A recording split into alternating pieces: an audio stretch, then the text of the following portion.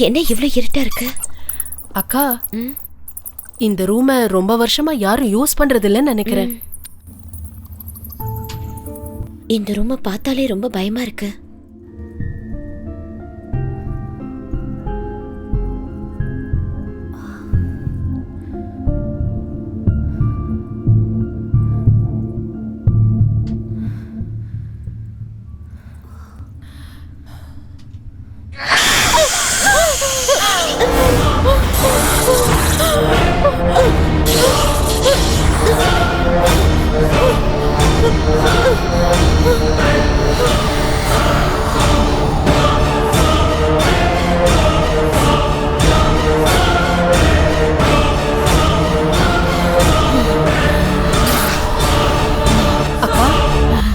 அக்கா, அக்கா, என்ன? அக்கா, இந்த ரூம் ரொம்ப குப்பையா இருக்கு. இத கொஞ்சம் ரெடி பண்ண வேண்டியிருக்கு. நீங்க போங்க, நான் க்ளீன் பண்ணிட்டு வந்துடுறேன். நீ ரூமை க்ளீன் பண்ணு, நான் உன் கூட இருந்து ஹெல்ப் பண்றேன். சரி அக்கா.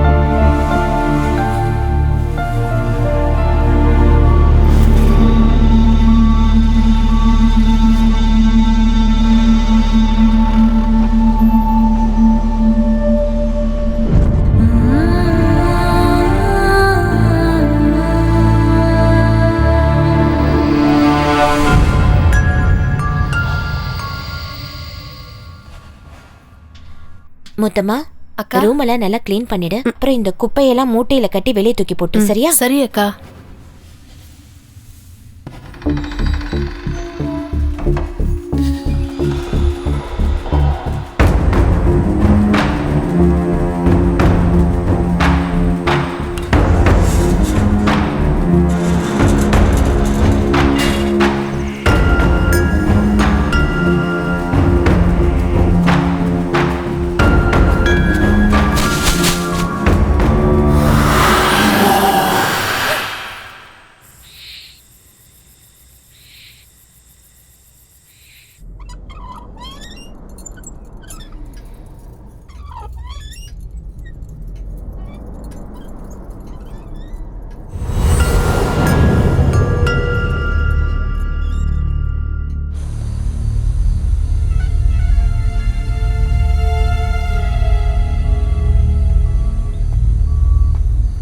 பாஸ்,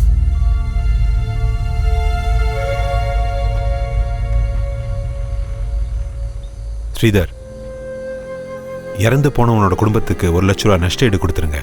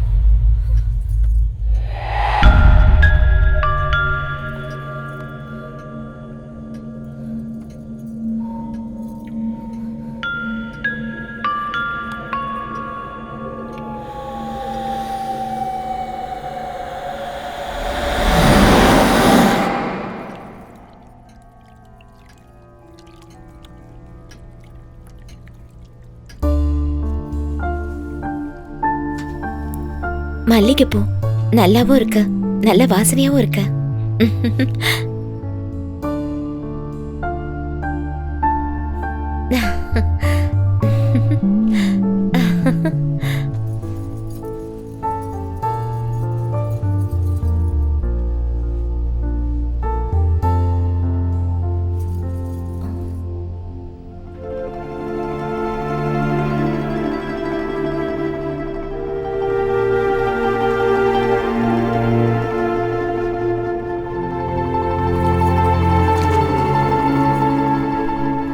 அக்கா, என்ன முத்தம்மா?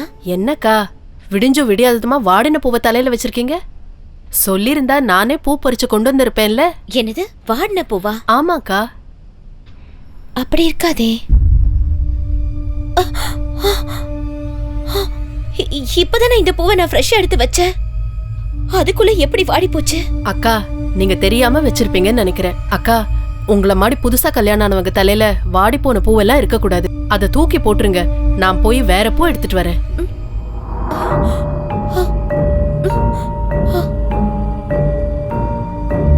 நான் எடுத்துட்டு வரப்போ ஃப்ரெஷ்ஷா தானே இருந்துச்சு, அதுக்குள்ள எப்படி வாடிச்சு?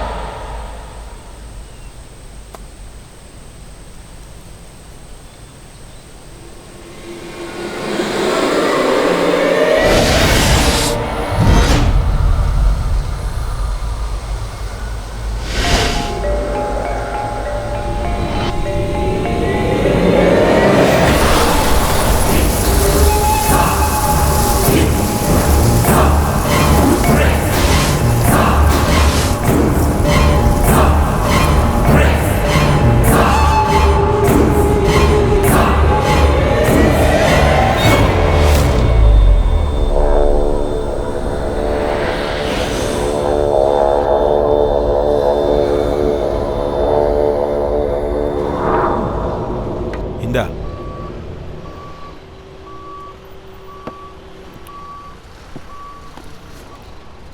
Wow, super.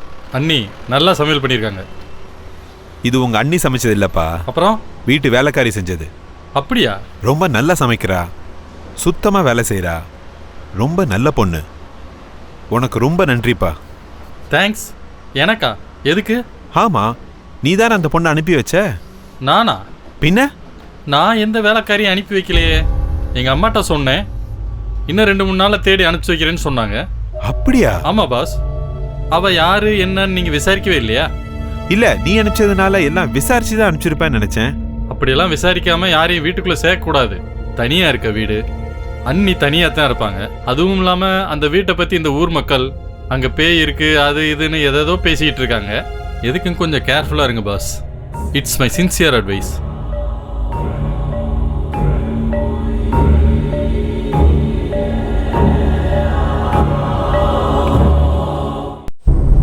அதுவும் இல்லாமல் ஊர் மக்கள் அந்த வீட்டில் பேய் இருக்கு அது இதுன்னு பேசிக்கிறாங்க. எதுக்கும் கொஞ்சம் ஜாக்கிரதையா இருங்க பாஸ்.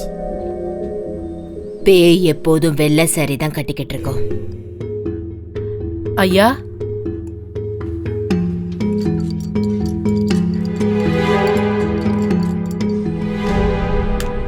முடிய எப்பவுமே விரிச்சு போட்டிருக்கோம். காலோட பாதங்கள் முன்ன பின்ன இருக்கும்.